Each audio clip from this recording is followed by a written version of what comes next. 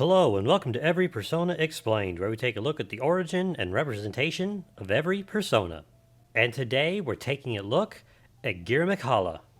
Disclaimer: I'm going to pronounce everything wrong in this video. Girimekhala is a demon from Theravada Buddhism.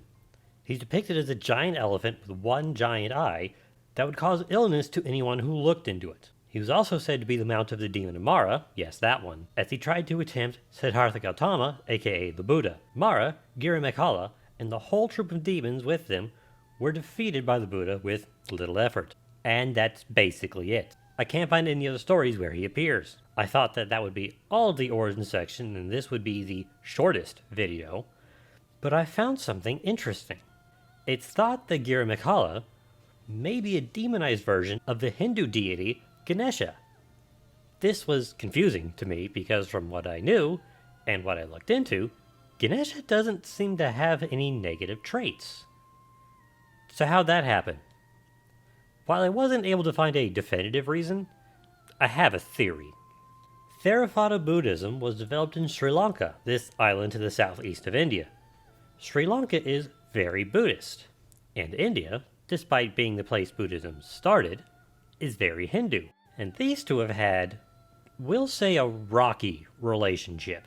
From sometime in the 400s until the early 1500s, Indian kingdoms constantly invaded and ruled parts of Sri Lanka, and only stopped when the Portuguese showed up and got their colonialism all over the place. So what's a good way to get back at people who invaded your land and killed a bunch of your people?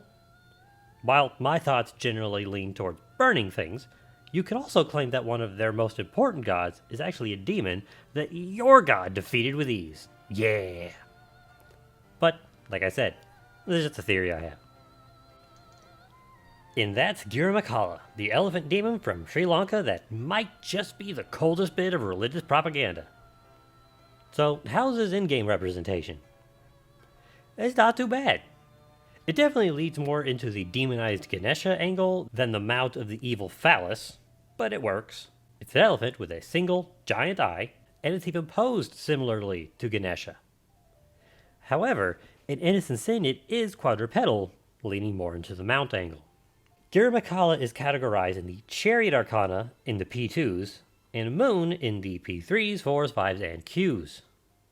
Chariot fits in the shallow sense of he was a mount, but doesn't really fit any of the actual meanings.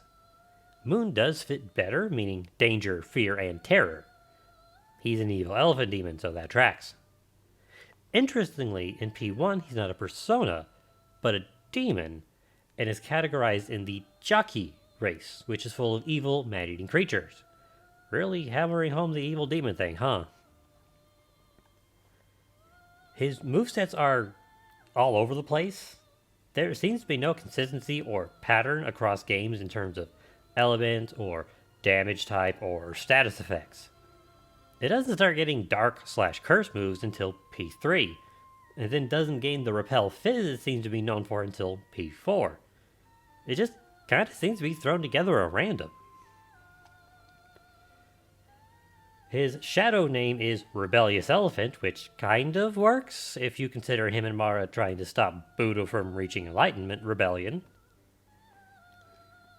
His trait is Cursed Bloodline, leading into the evil some more. And when itemized in P5, it gives the seal card for Marakunda, which lowers all enemies' defense. This is in reference to Mara by having the word Mara in it. Okay, not really. But it changes in Royale to having Swift Strike normally and Deathbound under a Fusion Alarm. I think Deathbound is fairly fitting, as a big evil elephant demon would certainly make you Deathbound. Overall, it's okay representation, physically speaking at least, because everything else is kind of random.